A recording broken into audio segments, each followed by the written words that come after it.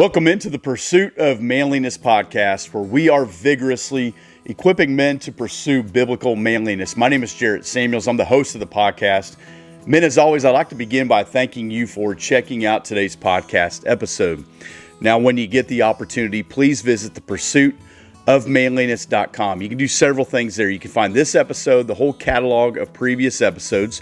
You can sign up for the email newsletter. You can learn about the herd. You can learn about next year's men's retreat. You can learn about Tribe Builder and Tribe. The next session of Tribe 15, the registration is currently open until around the middle of November. You can go to the website. You can learn more details there.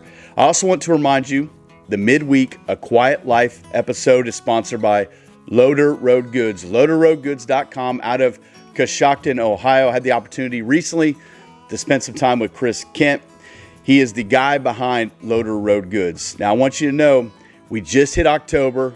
It's time to think about Christmas. You say, oh, you're one of those guys. No, listen, if you want to get something from Loader Road Goods, you need 3 or 4 weeks ahead of time. You got to place that order. And also know that any order over $50 gets free shipping. So LoaderRoadGoods.com. The link will be at the bottom of the show notes. Men, it's time for today's podcast episode. This is attempt number 4 to record this podcast. I don't know if I've ever been in 4 attempts to record an episode, but here we are. I'm looking at the list that I have put together that I think you need to have in your disposal, in your supply for potential disaster, whatever that is. It could be weather, it could be political, could be a virus, could be whatever.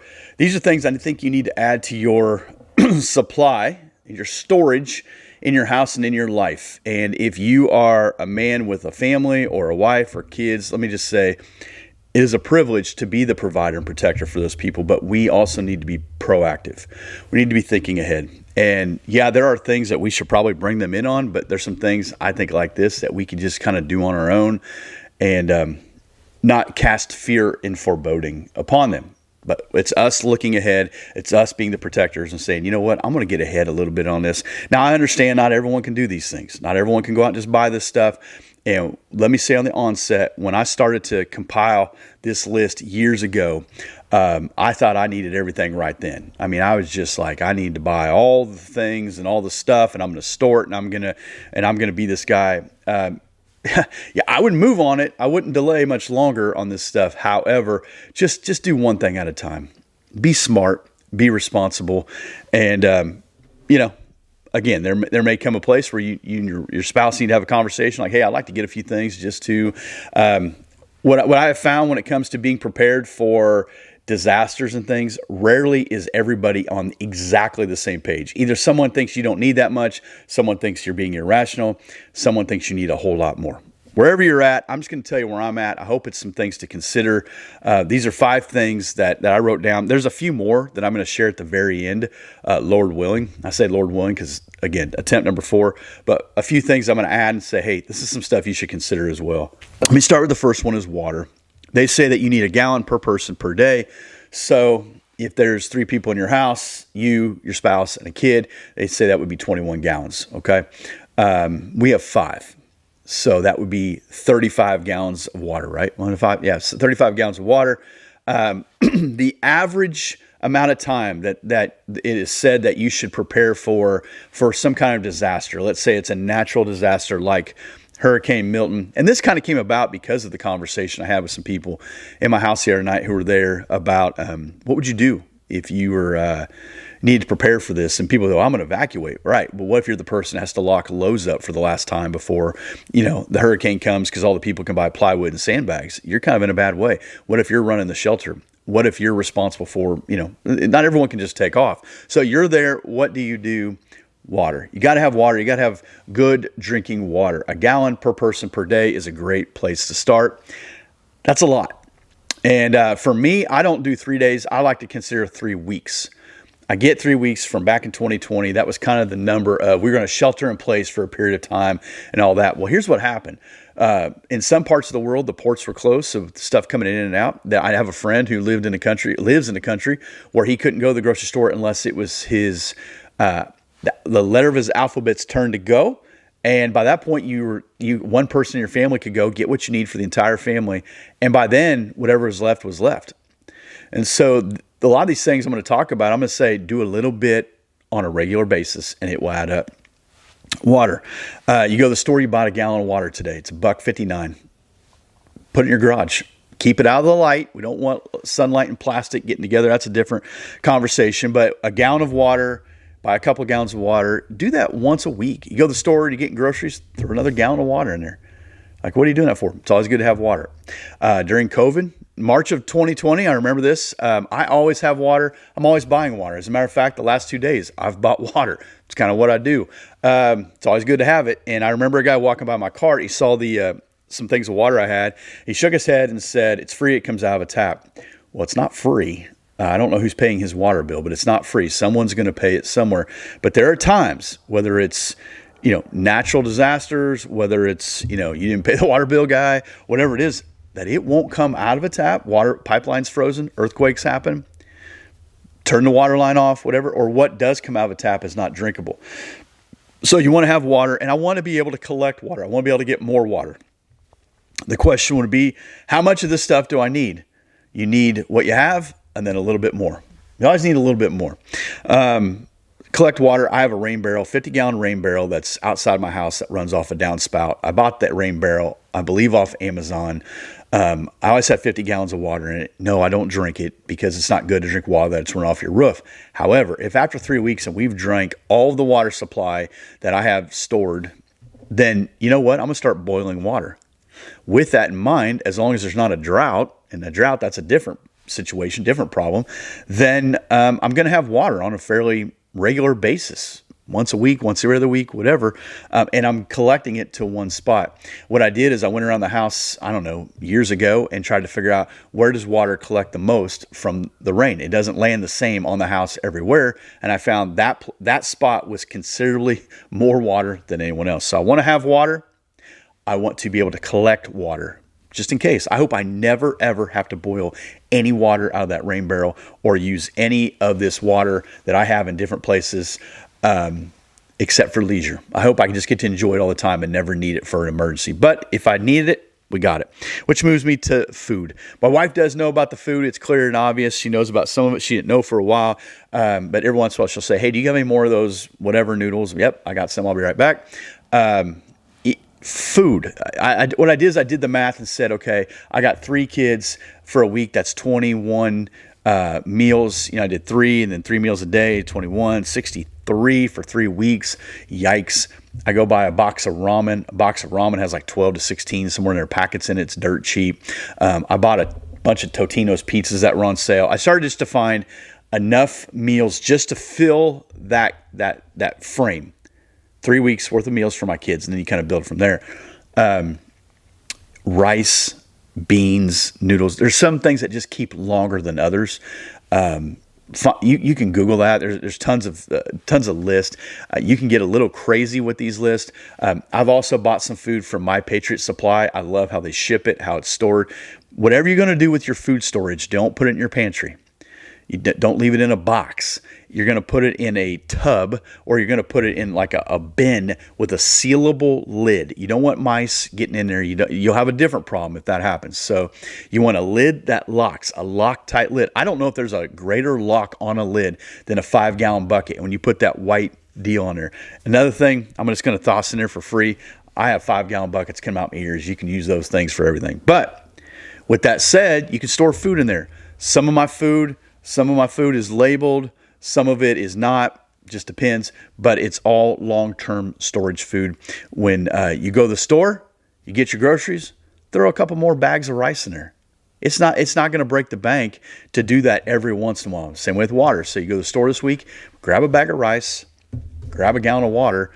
That's going to come out to $5 maybe. I don't know I don't know where you're shopping, and so just something to think about. You could start to add to that and say, hey, I got something.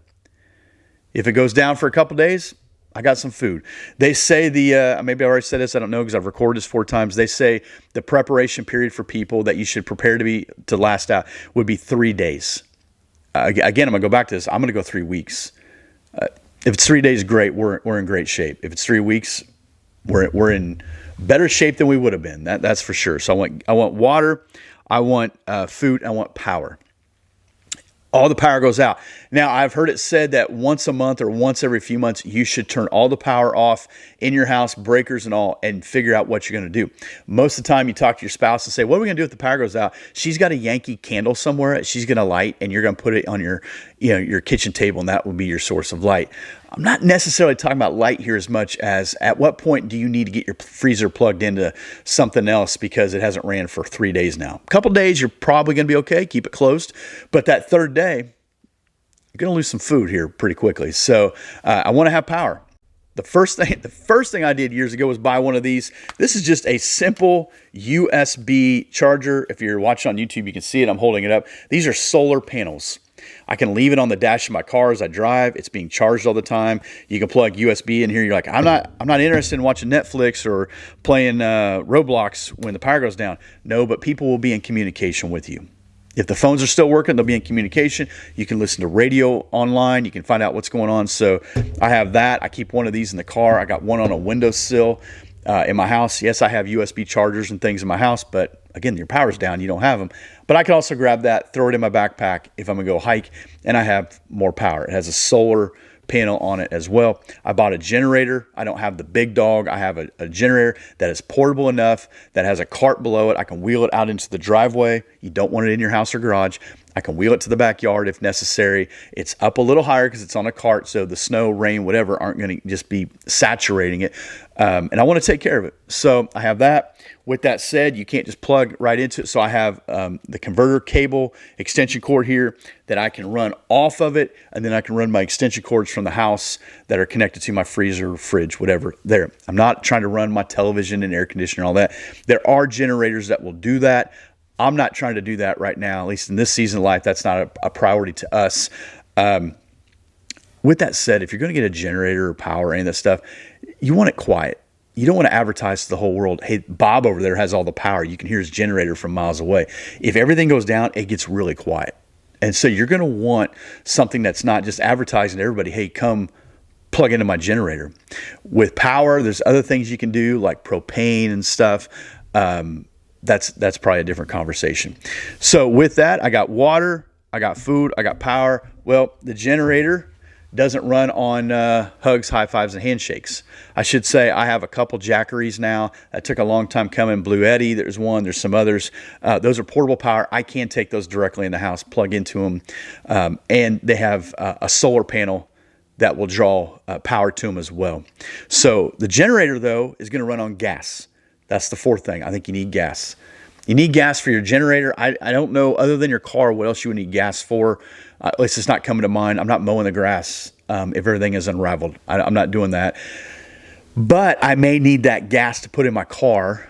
Or if I'm out of town, my wife may need it to put in her car to drive out of whatever circumstance is causing us to say we need to use the extra gas. There are canisters, long-term storage canisters you can get for gas. I have one. A buddy of mine's got it right now. He's in Florida helping with the IDES ministry, helping people, cut down trees that have been on their houses and stuff.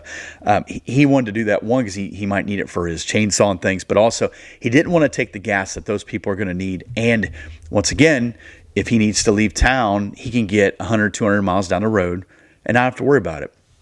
Some of you guys live on E. I don't know how you do it, but if something were to happen this evening and you need to take off and you're on an eighth of a tank, I don't know how far you can get before you say, we need to find a gas station. When things really unravel, any kind of disasters, whatever, the gas stations are swamped with people panicking to buy gas. Why not just have it? Why not just have some available? You say, I get gas on a regular basis. That's what you do. But that would be extra in addition to what you already have. It moves me to my last one. Some people will push back on this. That's okay. I understand. You can check out at this part. This would be ammo. You need some ammo. You need to know what kind of gun. If you don't know what kind of gun ammo you have in your house, I'm not sure you should be owning a gun to begin with. But I know the first thought when you hear ammo is, we're going to shoot the bad guys who are trying to loot our house. Be careful, because you're accountable before God and before man. And I'm not trying to be John Wayne. There may come a day where you have to protect your family and your house. I understand that. I think we all get that, hopefully. But also with ammo, you want, you're going to understand if something really unravels, the price of ammo is going to just continue to go up. But you can hunt a deer, you can hunt a hog, you can hunt pheasant, you can hunt a turkey, whatever. You can go hunting for these things. It's good to be able to know how to do that and know you can do that because one, you can go get more food. So you say, well, I wasn't out there buying dried goods, and so we have no food. Well, go hunt a turkey. With that said, you might want to toss in a fishing pole as well. Catch fish. Know where you're fishing. Know if you can eat the fish or not. You can't just eat every fish that comes out of a body of water. Hopefully you know that, but again, I can't get into everything. And here's my problem. I want to get into everything. I want to really get into this. And even last night, I started having that conversation again with, it was my wife and kids in the backyard. And as I've learned these things, it gives you perspective. It is an opportunity to provide, to be proactive, but you do start to look at some things differently. And I don't think always in a bad way. Once again, you can talk to people who say, hey, I got a food cache, stored in my house. Some people think you're ridiculous. Some people think you are an end time person, or you're trying to create a bunker in your house, and some people will be like, that's all you got? And they got 10, 20 times more than that. Man, just think about your family. You're not in competition with anybody else. But if there was 3 days, 3 weeks where you needed to sustain yourself and not be dependent upon anybody, 1 Thessalonians 4, 11 to 12, do you got it? Probably don't have it all today. A few other things I would add to this list would be like a solar hand crank radio. You can listen to the news. You can figure out what's going on. Those news stations I watched down in Florida for Milton, because I want to know what the local people were saying about it, not the national people. They would often say, hey, if you lose power, you can listen to us on 96.3, whatever. So at home, you can still figure out what's going on here when first responders are coming, or, power line people. What's the estimated time? Or, there's this many people without power. It's not just us. So have a radio. Wood is always good. You can cook food on wood. I love propane as well. I love butane, but wood. Have a fire in your backyard. I have a pretty good wood supply, but I didn't back then. And I remember a guy who bought me my first rick of wood. I didn't know what that was. But to have wood, to be able to have it, you can heat your house. If you have a fireplace, you can heat, you have fire in the backyard. You can always cook over food, which is really enjoyable to do. I mentioned extension cords, a fire starter. Not a bad idea. Simple fire starter would be like cotton balls and Vaseline. You can put those in Ziploc bags, and you always have them, easy to do. With that said, you might want to toss a fire extinguisher in there, right? If you want to start a fire, you got to be able to put out a fire.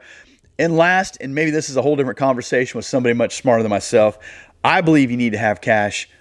Silver and gold ain't so bad either, okay? I say that, kind of tongue in cheek. Silver and gold is probably where it's at. You try to get into silver and gold, you're going to realize, wow, that's way more expensive than buying gallons of water. But cash, if the credit card machine goes down, suddenly cash ain't so bad now, is it? I like to have those things. That's a lot. And my concern with recording this was I didn't want to create a massive confusion. The irony is I'm recording this, there's sirens going on outside, a train's going by. Listen, man, the world is a busy, crowded, loud place. You can begin to quiet the noise when you start to protect your own camp. I'm not into fear and foreboding. I think you know that. I'm not into there's 20 days left before this whole, I think you know that. What I am saying though is just plan ahead. Do you got water? Do you got food? Don't count what you got in the groceries this week. That's spoken for. Do you have some food? Do you have a little bit more gas?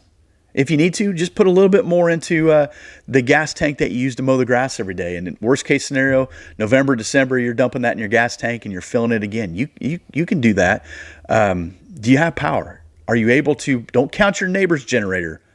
That don't count. Things get real bad. They're not going to be so generous with that generator. So do you have power? Do you have something simple as charging your phones, plugging in your refrigerator, your freezer? You don't need the biggest and the best, but you need to start somewhere. You need to figure out what to do with that. With that said, I kind of made that joke about the Yankee candle. I know that's like our go-to when the power goes down. Something to look into, kind of a two-sided coin, if you will, are those 100-hour candles. Not only will they burn for 100 hours to give you light wherever you're at, they're really safe. They have a great base to them, but you can cook over them too if necessary. Get yourself a little pan or whatever. You can put them over. There's enough heat there that you can cook over. You have 100 hours per candle. My Patriot Supply is another place. There are others, I know. That's just what I've used. Where every once in a while they'll run a deal on those. I know your wife wants the house to smell like autumn leaves, as you freeze to death in December for the winter storm. Just something to think about. And again, I don't know your living situation. I don't know your storage situation, but you can put those things in different places in the house, and you need to know where they're at. Maybe let your wife know too. If she wants to know, if she doesn't, that's okay too. Because when everything goes down and everyone starts to panic, you can say, hey, I know where I'll be right back. And you run upstairs, you run out to the garage, wherever, you get what you need. You guys know this. When you start to build this in your own life, and you start to kind of build this inventory, this cache of storage supply stuff, it's going to move into other areas. You're going to have a backpack with stuff like this. You're going to have a car, truck, wherever with stuff like this. Your office may become a little bit more this way. It has for me. And again, I don't think it's a bad thing. It's just being prepared. And there are times where, the Lord's going to provide you opportunities to help other people as well. So I want to apologize for any chaos I caused. I felt like I needed to record this. I think maybe we need to have a few more conversations about this.